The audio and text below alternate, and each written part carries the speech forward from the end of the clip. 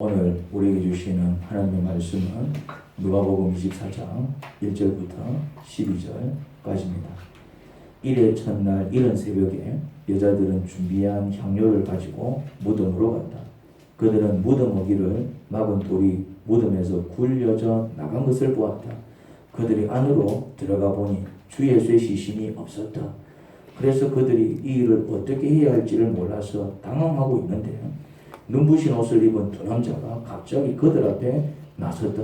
여자들은 두려워서 얼굴을 아래로 숙이고 있는데 그 남자들이 그들에게 말하였다. 어찌하여 너희들은 살아계신 분을 죽은 사람들 가운데서 찾고 있느냐? 그분은 여기에 계시지 않고 살아나셨다. 갈릴리에 계실 때에 너희들에게 하신 말씀을 기억해 보아라. 인자는 반드시 죄인의 손에 넘어가서 십자가에 처형되고 사흘째 되는 날에 살아나야 한다고 하셨다. 여자들은 예수의 말씀을 회상하였다. 그들은 무덤에서 돌아와서 11제자와 그 밖의 모든 사람에게 이 모든 일을 알렸다. 이 여자들은 막달라 마리아와 요한나와 야고보의 어머니 마리아이다. 이 여자들과 함께 있던 다른 여자들도 이 일을 사도들에게 말하였다. 그러나 사도들에게는 이 말이 어처구니 없는 말로 들렸으므로 그들은 여자들의 말을 믿지 않았다. 그러나 베드로는 일어나서 무덤으로 달려가 몸을 굽혀서 들여다보았다. 거기에는 시신을 감았던 삼배만 놓여 있었다. 그는 일어난 일을 이상히 여기면서 집으로 돌아갔다. 아멘. 루즈벨트 대통령이 아프리카에서 사냥을 마치고 돌아오던 배 안에는 마침 아프리카에서 40년간 복음을 전한 선교사가 있었습니다.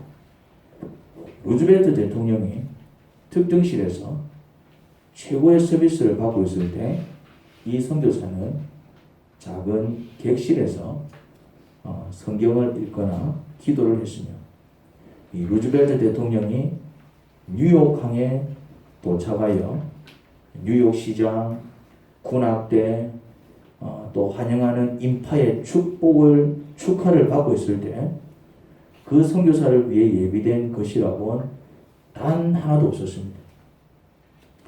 모텔에 여장을 푼 선교사는 곧 무릎을 꿇고 울며 기도했습니다. 하나님, 세상은 너무도 불공평합니다. 자기 일을 마치고 고향에 돌아온 루즈벨트에겐 꽃다발과 박수와 군악소리, 만찬 등이 기다리고 있는데 하나님을 위해 40년간 아프리카에서 전염병, 원주민, 맹수, 물질 공급 등으로 인해 어려움을 겪었던 제게는 아무것도 기다리는 것이 없군요. 이때 주님께서 이렇게 말씀하셨습니다. 기도에 대한 응답을 받은 것이죠. 얘야, 여긴 진짜 네 집이 아니잖니. 넌 아직 집에 온 게 아니란다. 이 선교사의 시선이 잘못된 것을 바라봄으로 실망하고 원망했던 것과 같이 본문에서 여인들도 살아계신 주를 엉뚱하게 무덤에서 찾음으로 오히려 근심하고 있었습니다. 3절입니다. 그들이 안으로 들어가 보니 주 예수의 시신이 없었다. 시신의 향유를 바르기 위해서 왔는데 그래서 무덤 안으로 들어가 보니까 뭐가 없어졌다고요? 시신이 없어진 거예요. 시신이. 5절입니다. 여자들은 두려워서 얼굴을 아래로 숙이고 있는데 그 남자들이 그들에게 말하였다. 어찌하여 너희들은 살아계신 분을 죽은 사람들 가운데서 찾고 있느냐? 눈부신 옷을 입은 두 사람이 여자들에게 뭐라고 했다고요?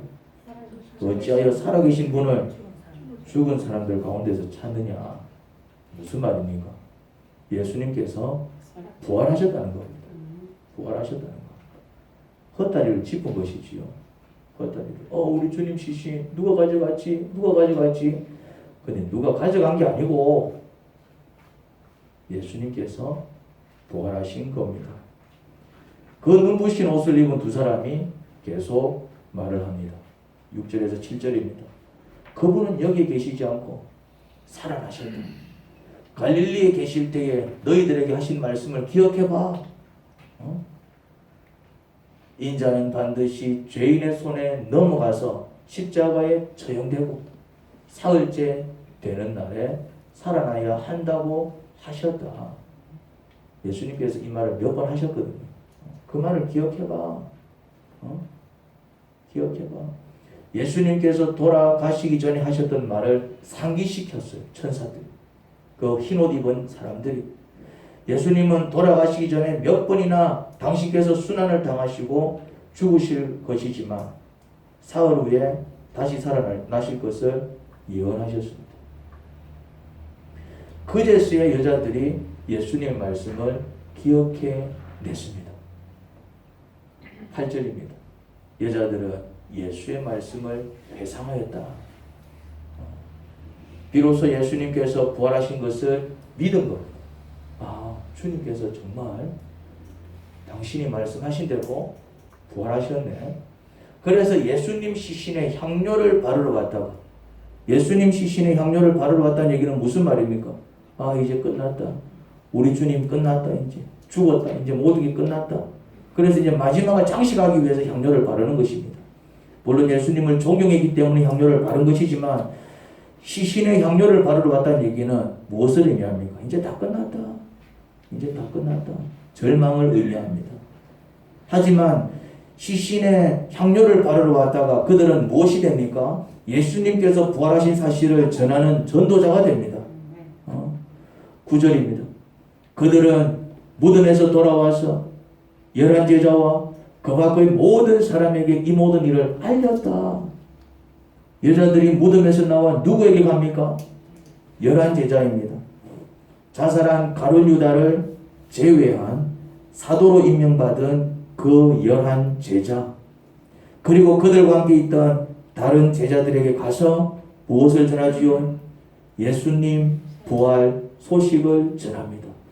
예수님께서 부활하셨어요. 그 시신이 무덤이 없어요. 죽은 자가 다시 살아난 사건, 부활, 그것을 쉽게 믿을 수 있는 사람이 누가 있을까요? 그래? 그랬구나. 이렇게 받아들일 수 있는 사람이 누가 있겠습니까? 이 자리에 앉아있는 분들 가운데서도 예수님께서 부활하신 것을 믿지 못하시는 분들이 당연히 있을 겁니다. 그렇습니다. 급하게 장례를 치르느라 예수님 시신에 제대로 향료를 바르지 못한 게 안타까워 동이 트기가 무섭게 달려온 여인들도, 예수님을 끔찍이 아끼고 사랑한 이들도 처음부터 예수님의 부활을 믿은 게 아니었습니다.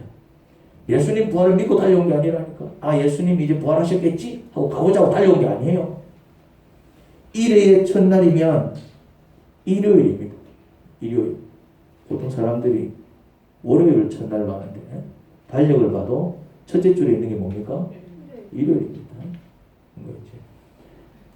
한 주간의 첫날은 월요일이 아니고 일요일입니다.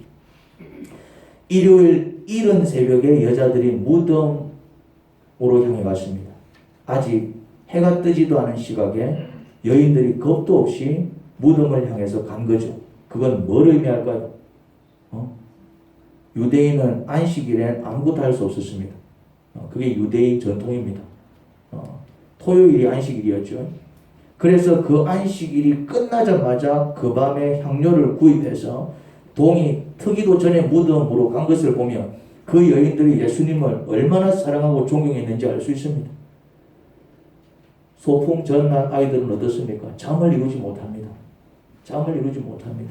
빨리 다음날 오기를 바랍니다. 그런 심정이었을 것입니다. 안식일이어서 꼼짝을 못해요. 아무것도 못합니다. 그러니까 빨리 안식일만 끝나라. 만다 끝나자마자 뭐 한다고요? 예수님 시신에 가서 향료 발라야지. 무엇을 의미합니까? 예수님을 얼마나 사랑하고 존경했는지 알 수 있겠죠. 하지만 그런 그들도 예수님 시신에 향료 발라줄 생각은 했지만 그 예수님께서 부활하셨을 것이라고는 꿈에도 생각하지 못했습니다. 살아서 그들을 맞이해 줄 것이라고는 꿈에도 생각하지 못했다 이 말입니다. 오히려 무덤 입구를 막고 있는 그 큰 돌을 누가 옮겨줄까 그 걱정하며 걸어갔을 겁니다. 그 돌 어쩌지? 큰 돌이 입구를 막고 있는데 그 돌 누가 치우지? 그런데 걱정했던 돌은 굴려져 나와 있고 있어야 할 예수님 시신은 깜짝같이 사라진 것을 봤을 때 그들이 얼마나 놀랐을까요? 그래서 무척 놀라 당황하고 있을 때 갑자기 그들 곁에 다가온 이상한 사람들, 그 밤에 환한 빛을 드러내면서 눈부신 옷을 입은 두 사람, 아마 천사가 아니었겠나 싶습니다. 범상치 않은 사람들의 출현에 여인들은 놀라 자빠지기 일보 직전이었을 겁니다. 5절입니다. 여자들은 두려워서 얼굴을 아래로 숙이고 있는데요. 그 남자들이 그들에게 말하였다. 그들의 감정, 그들의 마음 상태, 심리 상태를 이야기하고 있습니다. 뭐하고 있다고요? 무서워 벌벌 떨고 있는 모습 아닙니까? 두려워서 고개를 숙이고 있어요. 그 무거운 돌은 옮겨져 있고 예수님 시신은 온데간데였고 하얀 빛을 내는 범상치 않은 두 사람이 말을 걸어오니 이 얼마나 무서웠겠습니까? 그런 그들이 예수님의 부활을 증언하는 전도자로 바뀝니다. 도대체 그 여인들에게 무슨 일이 벌어진 것일까요? 무슨 사건이 벌어져서 벌벌벌벌 떨던 이제 우리 다 죽었다 그러고 있는 그랬던 그들이 담대히 제자들한테 가서 뭐라고 해줬다고요? 예수님 부활하셨어요. 예수님 부활하셨어요. 뭐가 지금 큰 변화가 일어났습니다. 벌벌 떨던 그들이 예수님 시신 어디 갔지? 돌은 왜 이렇게 누가 굴려놨지? 이들은 누구야? 그렇게 벌벌벌벌 떨던 여인들이 잠시 뒤에는 뭐가 돼 있다? 동네로 내려가서 제자들한테 가서 대략 뭘 외치고 있다고요? 보소 예수님 부활하셨어요. 보소 예수님 부활하셨어요. 도대체 그 짧은 시간 동안 무슨 일이 벌어진 것일까요? 요한복음 20장 15절에서 16절입니다. 예수께서 마리아에게 말씀하셨다. 여자여 왜 울고 있느냐? 누구를 찾느냐? 마리아는 그가 동산직인 줄 알고 여보세요. 당신이 그를 옮겨 놓았거든. 어디에다 두었는지 내게 말해주세요. 내가 그를 모셔가겠습니다 하고 말하였다. 마리아가 동산직인 줄 알고 예수님 시신이 어디에 있는지 알면 가르쳐달라고 한 이는 바로 누구셨습니까? 예수님이셨습니다. 이건 요한복음 20장 15절 16절 말씀입니다. 마리아가 부활하신 예수님을 직접 목격한 겁니다.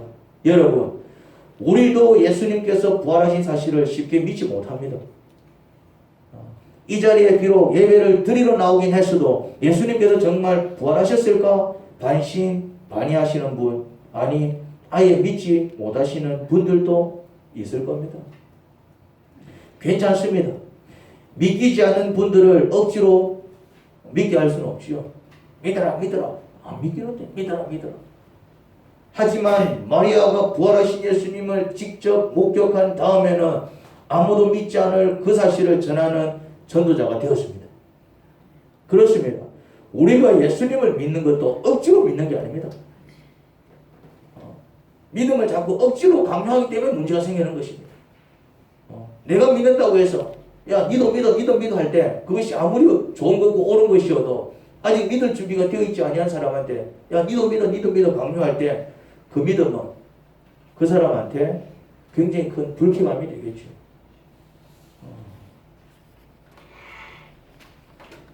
믿기지 않은 사실을 억지로 믿는 게 아닙니다. 그러면 어떻게 믿을 수 있을까요? 그럼 어떻게 믿죠? 그럼 도대체 믿음은 어떻게 전해야 돼? 우리가 전해야 될 복음은 전부 쉽게 믿을 수 없는 사실들인데 그러면 뭐 전하지 마. 근데 뭐 전해도 뭐 안 믿는데 그럼 억지로 믿게 안 한다면 도대체 뭐 어떻게 하라니?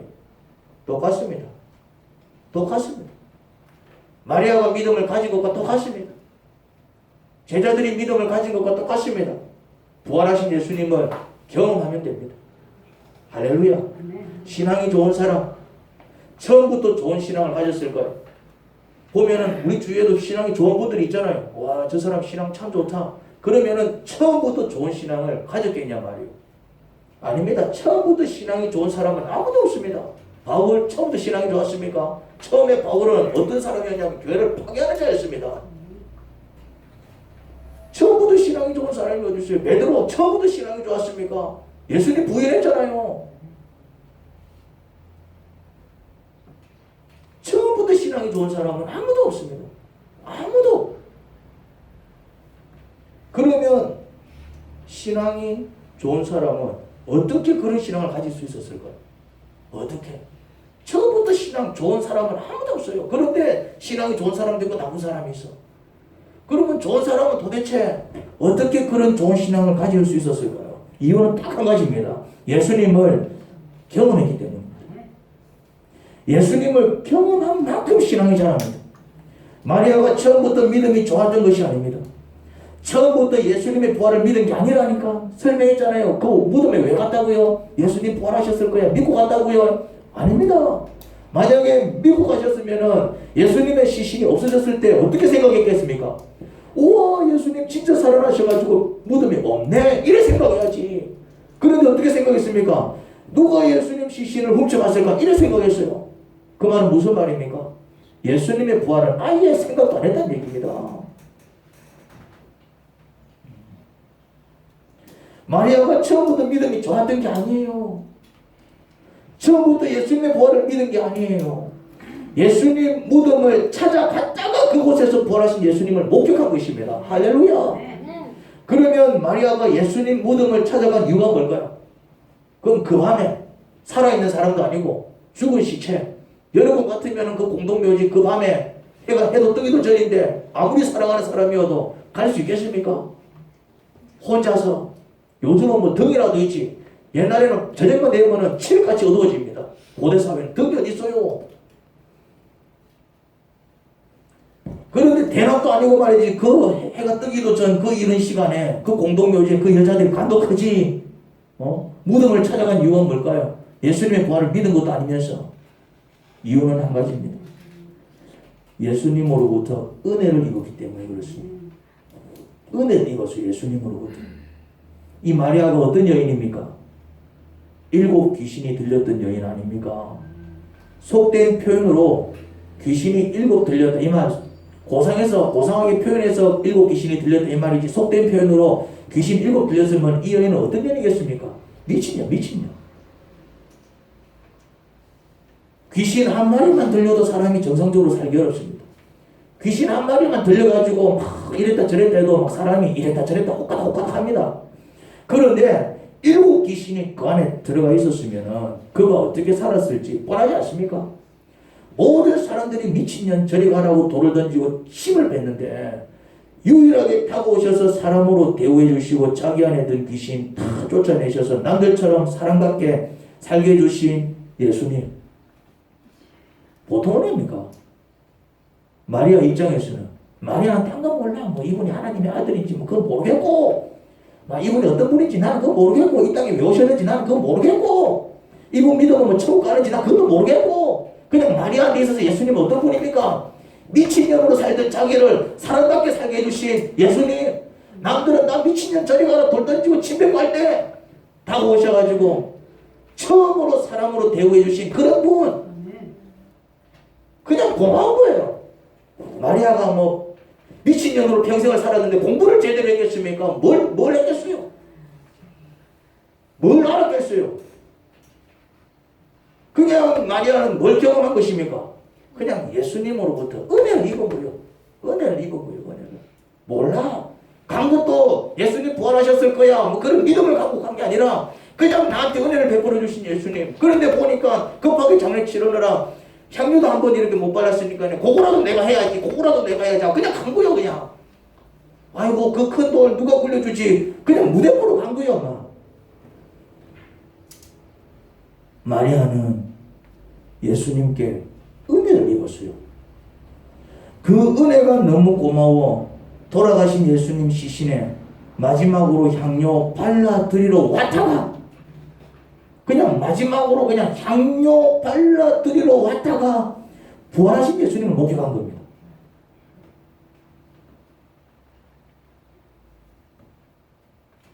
누가복음 24장 9절입니다. 그들은 무덤에서 돌아와서 11제자와 그 밖에 모든 사람에게 이 모든 일을 알렸다. 11제자면은 예수님을 팔고 자살한 가룟 유다를 뺀 나머지 11사도를 가리킵니다. 예수님께 인정받고 사도로 세움받은 제자들도 예수님의 부활을 믿었다 안 믿었다? 믿지 않았습니다. 오히려 사도들이 여인들에게 예수님 부활하셨다고 전해야 하지 않았을까요? 이 모습은 마치 이제 막 신앙생활을 시작한 초신자가 목사한테 예수님 부활했다라고 전하는데 정작 목사는 그것을 믿지 않는 모습과 유사합니다. 굳이 얘기하자면 그렇지 않습니까? 전도는 목사가 하는 게 아니더라 이 말이죠. 사도들이 전도를 하는 게 아니더라 이 말이요. 반면에 초신자는 절대 할 수 없는 게 아니더라 이 말이요. 그 마리아가 뭘 알아가지고 전도는 누가 하는 거냐면은 목사가 하는 것도 아니고 반면에 초신자는 절대 할 수 없는 게 아니라 전도는 예수님을 경험한 자가 예수님을 경험하지 않은 자에게 하는 것입니다. 할렐루야. 마리아가 뭘 알아서 전도했겠습니까? 성경을 가르쳤습니까? 마리아가 뭘 알아서 율법을 가르쳤습니까? 마리아는 뭘 전했습니까? 지가 목격한 거. 예수님 부활하셨어요.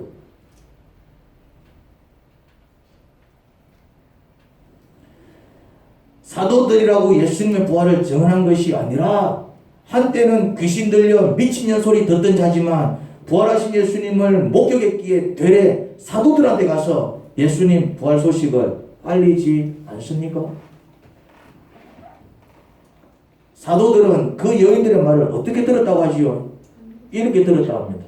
그러나 사도들에게는 이 말이 어처구니 없는 말로 들렸으므로 그들은 여자들의 말을 믿지 않았다.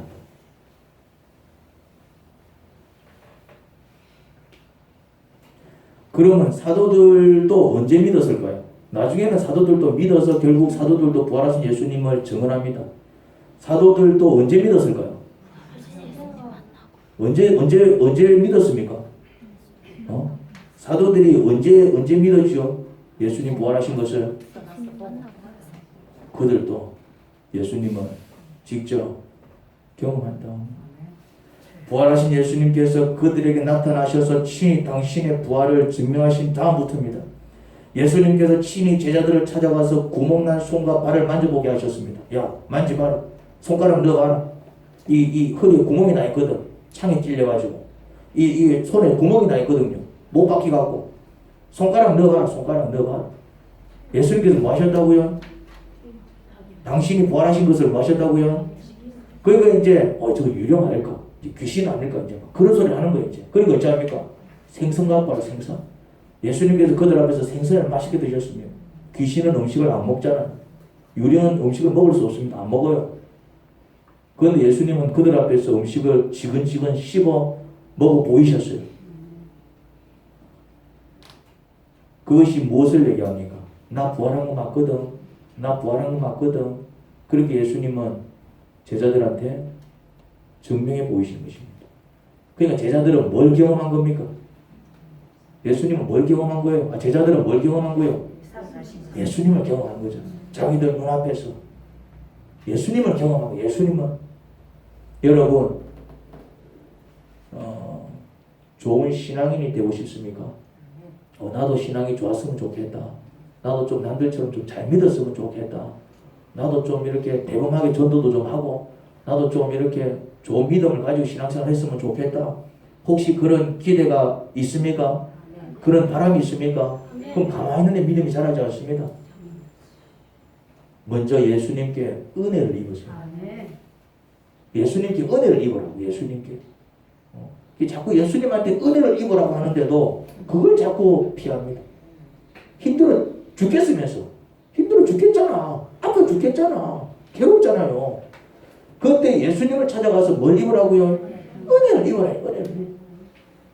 나를 도우시는 예수님 자꾸 내 힘만으로 뭘 하려 하지 말고 자꾸 내 머리로 뭐 하려 하지 말고 내 머리로 안 되잖아. 내 힘으로 지금 안 되잖아요. 물론 내가 할 수 있는 일은 내가 열심히 해야 됩니다.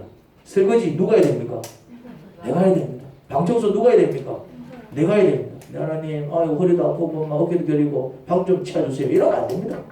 그거는 내가 해야 될 일이에요. 내가 해야 될 일.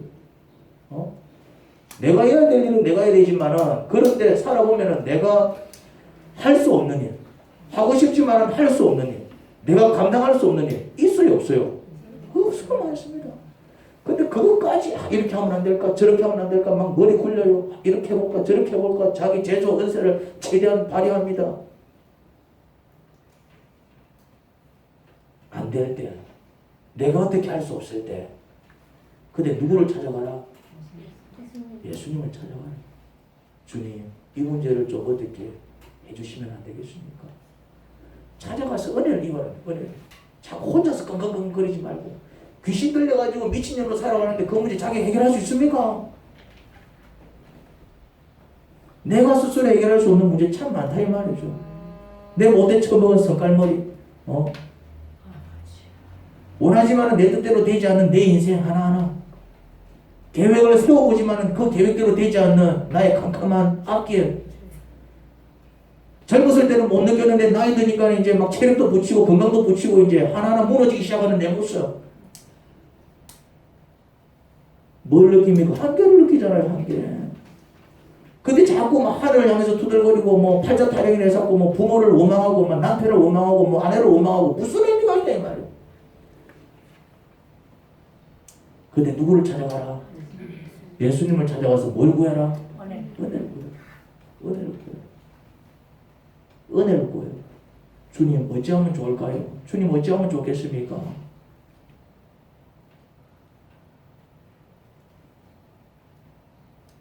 그리고 부활하신 예수님을 직접 경험해 보세요. 그렇게 내 인생을, 그렇게 내 삶을, 그렇게 나를 돌봐주시는 예수님, 그 예수님이 하나님이십니다. 할렐루야. 부활하셔서 다시 살아나셔서 날 구원하신 하나님이세요. 그 예수님을 내가 직접 경험할 때, 그걸 간증이라고 그러는데, 간증.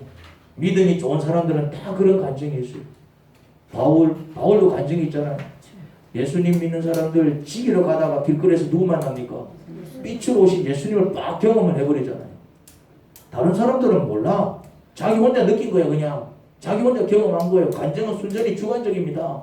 남들은 이해 못해. 남들은 이해 못한다니까. 그냥 내가 그렇게 느낀 거예요. 내가 그렇게 느낀 겁니다. 그런데 그 간증이 전도하게 만듭니다. 바울이 그 간증 하나 때문에 평생 전도하지 않았습니까? 바울이 그 간증 하나 때문에. 그런 것입니다. 그냥 머리로 예수님을 이해하는 게 아닙니다. 머리로 부활 절대로 이해 못합니다. 설명해 보십시오. 여러분들 보고 미쳤다라고 할 겁니다. 야, 죽은 사람이 어떻게 살아나? 미쳤다라고 할 겁니다. 그거는 머리로 이해할 수 없고 머리로 설명할 수 없는 사건입니다. 너는 왜 그렇게 살아? 왜 남들과 다르게 살아? 왜 바보처럼 살아? 나는 바보가 아니야. 주님께서 나를 위해서 이렇게 일해 주셔서. 주님이 누군데? 예수님이 누군데? 내가 믿는 하나님, 니도 한번 믿어봐. 갸우뚱합니다, 사람들. 그런데 바보처럼 살아가는 내가 아주 온갖 머리를 다 쓰며 살아가는 지보다 잘 사는 거예요. 거기서 이제 갸우뚱하는 거예요. 집을 가진 것도 없으면서 늘 웃는 거야. 지는 오만 것 다 가지고 있는데도 오만 인상 다 쓰고 살아가는데 지는 벤츠 끌고 다니는데도 승질 부리는데 이건 대중교통 타고 다니는데도 행복해하는 거야. 도대체 뭐지? 벤츠 타고 다니는 내보다 왜 버스 타고 다니는 제가 더 나은 삶을 살지? 이유가 뭡니까? 내 안에는 예수님이 계셔.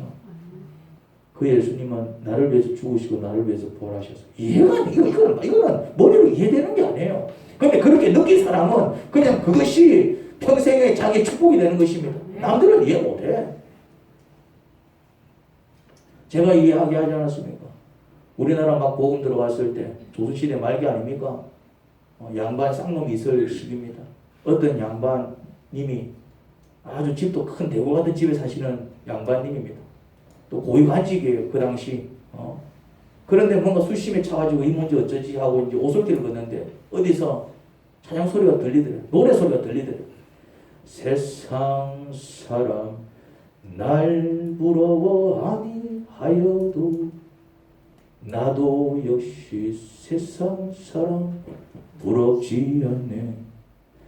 하나님의 크신 은혜 생각할 때에 할렐루야 찬송이 저절로 나네. 그래서 도대체 저 인간은 어떤 인간이길래 아무것도 이제 부럽지가 않대.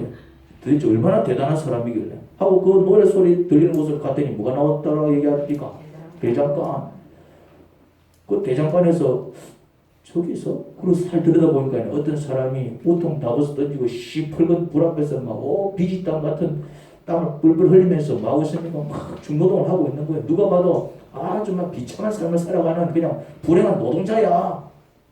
그런데 그 양반이 말이지 망치짓 하면서 무슨 노래 부르고 있다고요? 세상 사람 날 부러워 아니하여도 이러고 있나? 이해가 안 되는 거 이게. 자기는 대구 같은 집에서 살고 있고 고위간직이고 말이지 곳간에는 말이 쌀이 가득 차 있고 그런데 자기는 수심이 쳐갖고 아이씨 어찌되지 이라고 있는데 지보다 형편없는 그 사람은 뭐하고 있다고요? 세상 사람 날 부러워 아니하여 사는 것도 막 희한하게 살고 있는데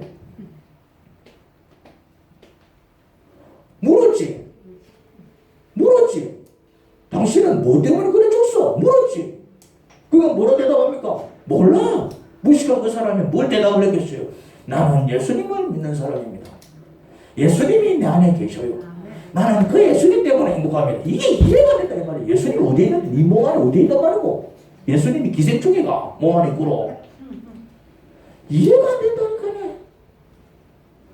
그렇지만 눈앞에 펼쳐지는 광경은 뭐예요? 내보다 인간이 더 잘 살고 있는 거야.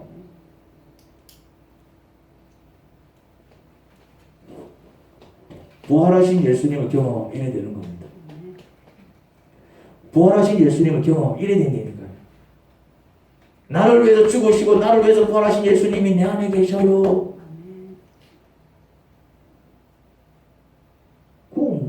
도대체 예수가 누군데 예수가 뭔데? 나도 한번 믿어보면 안 되겠나? 이래 되는 거예요.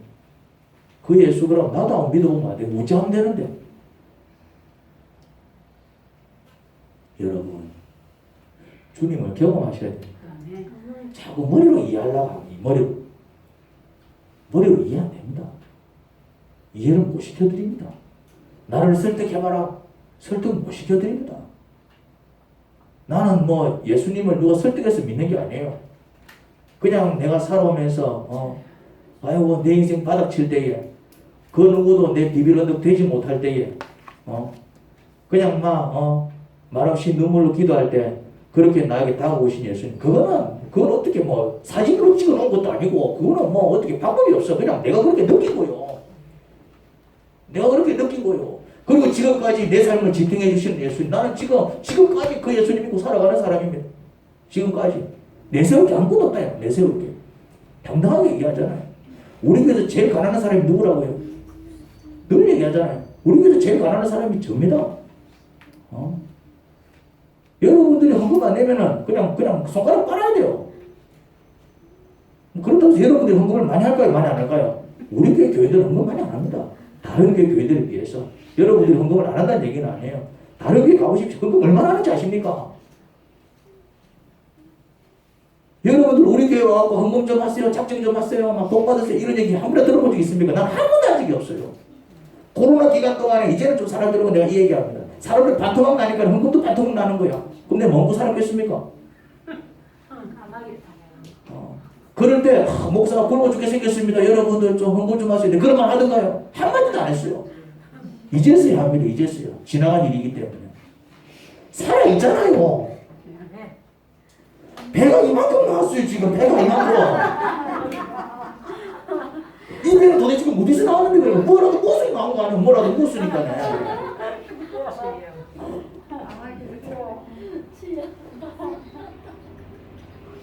우리 목사님 힘들게 살지 않았을까? 힘들게 안 살았어요. 나 요만 굳이 빼야 되나 하고 막 두 그릇 빼야 되고 한 그릇 먹고 세 그릇 먹고 두 그릇 먹고 있다니까네. 언제 살아갑니까 그러면?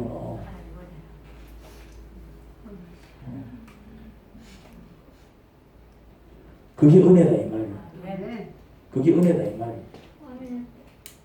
물론 이런 건 있지. 내가 묻고 싶은 거를 입맛대로 못 먹는 불편함도 있습니다. 그냥 막 주는 대로 먹어야 되니까네. 때로는 막 통닭이 먹고 싶은데 그냥 시금치 갖다 주면 통닭 못 먹고 싶은데 시금치 먹어야 되는데 그런 불편함은 있지만은 그런 불편함은 있어요.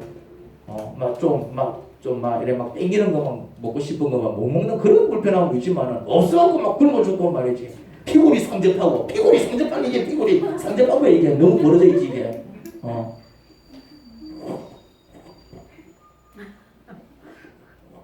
그런 상황 속에서도 나를 먹이시고 입히시는 하나님. 이거는 증명할 길이 없잖아요. 내가 하나님 주셨다라고 믿는 거지. 뭐 하나님 손이 나타나갖고 뭘 이렇게 뭐 갖다 준 건 아니잖아요. 그냥 이런 상황 속에서도 이런 방법 저런 방법으로 나를 인도하시는구나. 그렇게 내가 고백하는 것이지. 그런데 그 고백이 맞고요.